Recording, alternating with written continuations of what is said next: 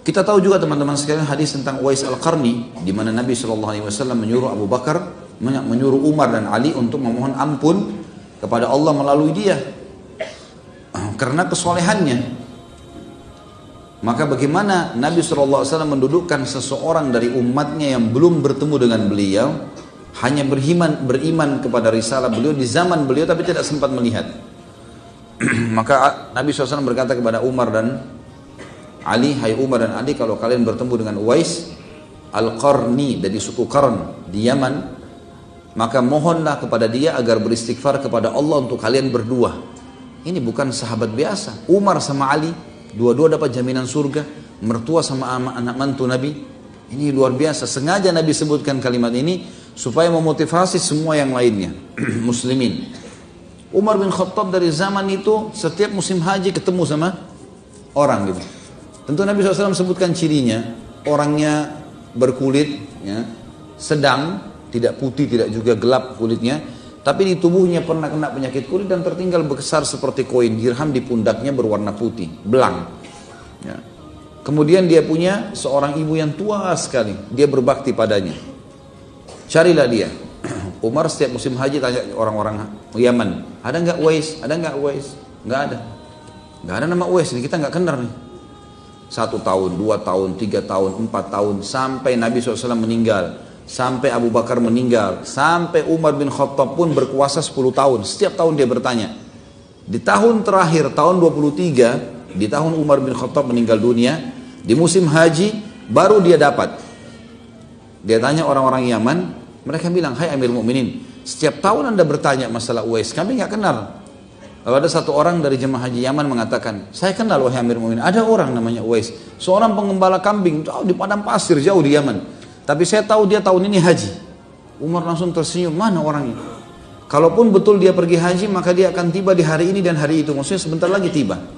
Kalau Anda mau, biasanya penduduk Yaman datang dari arah sana. Umar setiap hari nunggu di situ.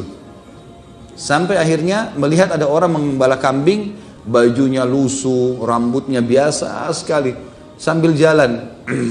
Lalu Umar tanya, apa kau kenal Uwais?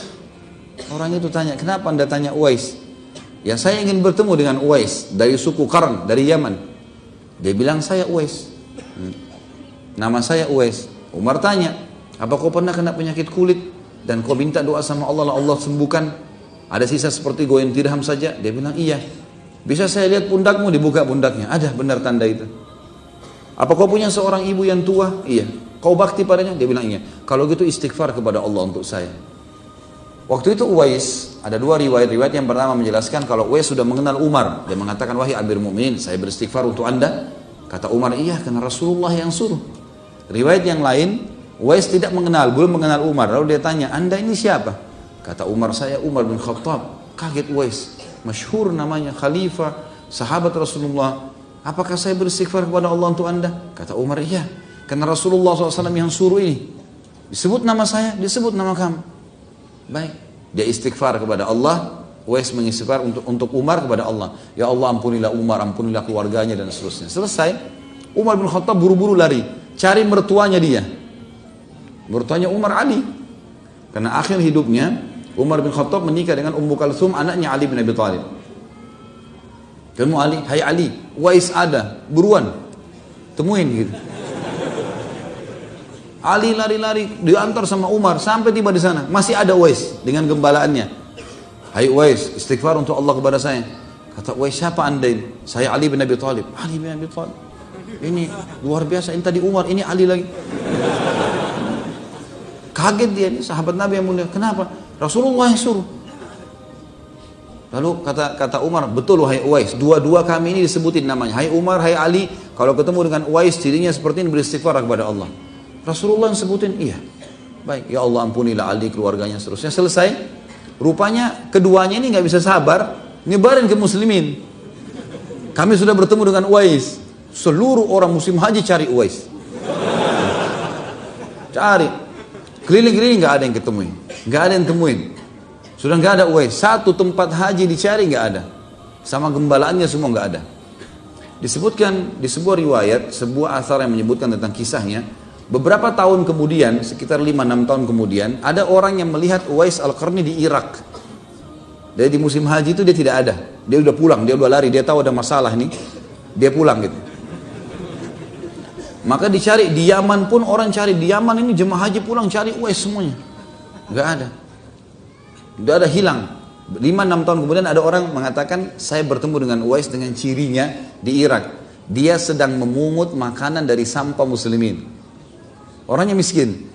Kemudian dia bersihkan makanan tersebut dan hampir setiap hari setelah dia bersihkan, dia tata makanan tersebut, kemudian dia membagi antara dia dengan orang-orang miskin yang lainnya. Dia bersihkan, kemudian dia bagi, kemudian dia keringkan kepada orang-orang itu. Makanya teman-teman sekalian, keluar sebuah istilah, Uwais adalah hamba Allah yang tidak dikenal di dunia, tapi dikenal di langit. Tidak dikenal di bumi, tapi dikenal di langit. Maka jadilah kalian semua, ya, kata orang yang mengingatkan ini, orang-orang atau hamba Allah yang dikenal di langit dan bukan dikenal di dunia. Kalau orang bisa menggabungkan dua-duanya, alhamdulillah. Tapi yang paling penting bagaimana menjaga hubungannya dengan Sang Pencipta, Allah Subhanahu wa taala. Jadi orang-orang yang dekat dengan Allah, dan kisahnya cukup banyak teman-teman sekalian. Kalau kembali di YouTube ada ceramah saya tentang para tabi'in, kisah para sahabat yang luar biasa bagaimana kedekatan mereka kepada Sang Pencipta Allah. Maka itulah kata kunci untuk menjadi waliullah, dan memuji mereka, membaca kisah mereka, mendekatkan diri dengan mereka, loyal dengan mereka adalah sebuah ibadah yang sangat dianjurkan. Sebaliknya kalau menyakiti mereka maka akan mengundang murkahnya Sang Pencipta Allah.